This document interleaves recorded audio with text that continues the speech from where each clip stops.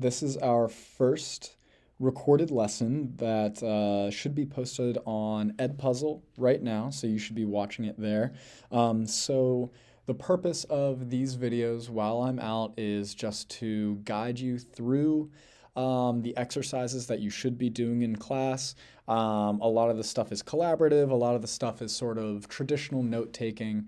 I think I did a pretty okay job of providing you with all of the necessary information that you'll need. So I wanted to go through, every single one of these videos. I'm just going to be walking you through the slides and everything, and you're more than welcome to rewatch these videos. Yeah, so if you have any questions about anything, hopefully I'll cover it here with exactly what you're supposed to do, and hopefully things aren't too difficult. So this is day one, September 26th. This should be a Tuesday if my calendar is right today. Yep, Tuesday, September 26th. So we have our outline for the class. So one of the things that we'll be doing in every single one of these classes is a short reading, Mes de la Herencia Hispana, so Hispanic Heritage Month. So you're going to be doing just a very, very short reading on those.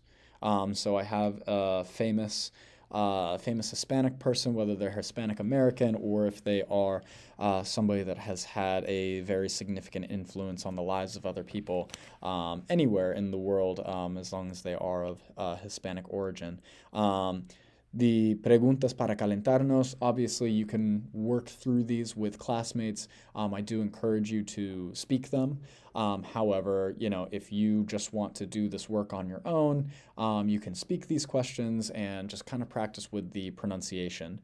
So that, you can do that moving forward. Just kind of feel out the vibe of the room, I suppose, as well. Yeah.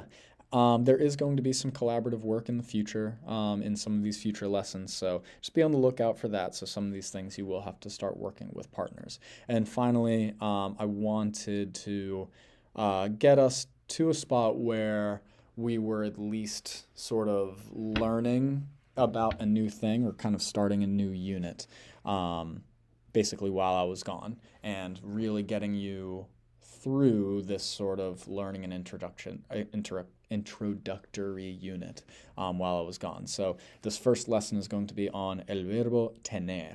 All right.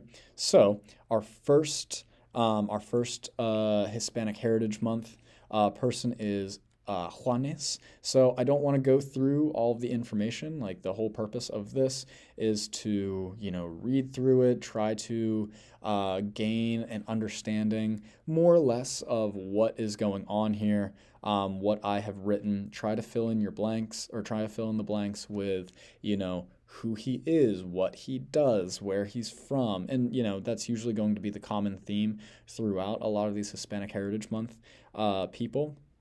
Some of them I have provided links, so feel free to click these links. You can listen to them in class, or you can listen to them on your own time.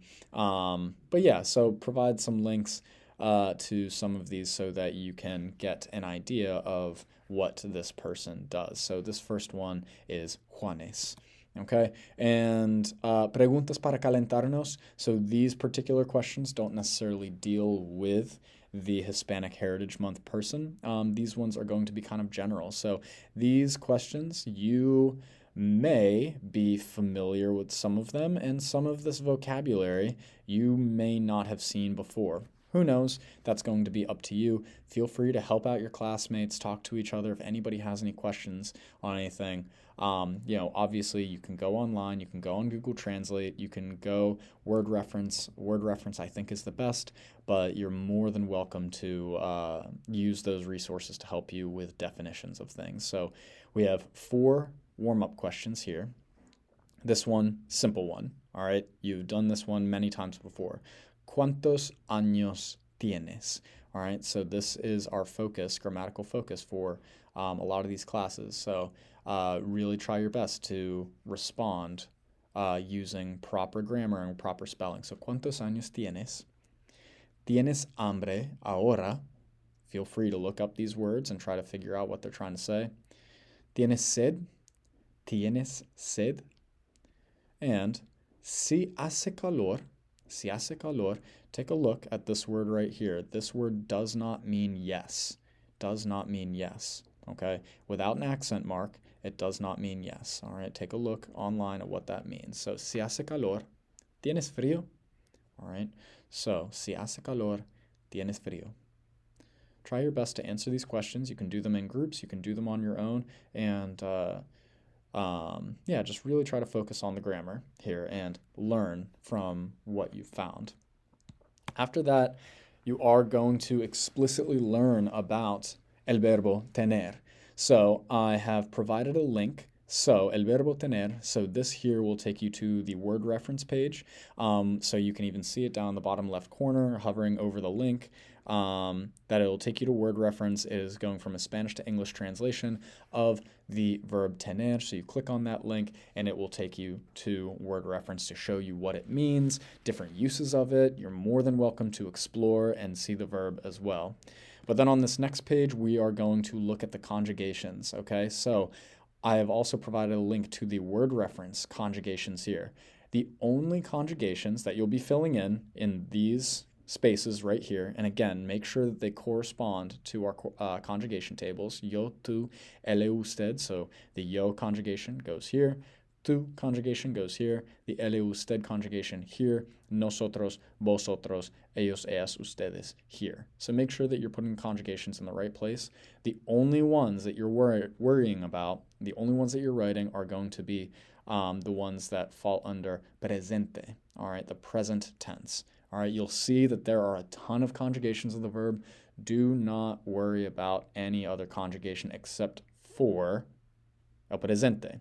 You already know two of the conjugations. You know the yo form, and you do know the tú form. So, you know the tú form, tienes, all right? If you find the group of conjugations that has tienes in them, that's the one that you are supposed to be using, okay? So, use those conjugations and fill them in right here. After you've finished and after you've filled in this chart with the conjugations, what you're going to do, just have a short paragraph of tener en el presente. So you are only using the conjugations of tener to fill in this paragraph with those conjugations. I tried my best to make it as clear as possible. Some of them might be a little bit tricky, but try your best to figure out the meaning of this paragraph, but your main task here is to fill in the blanks with the appropriate conjugations of the verb tener in the present tense. All right, so I'm hoping that is clear, and just hope that you are able to do these activities without too much struggle. All right, have a wonderful day.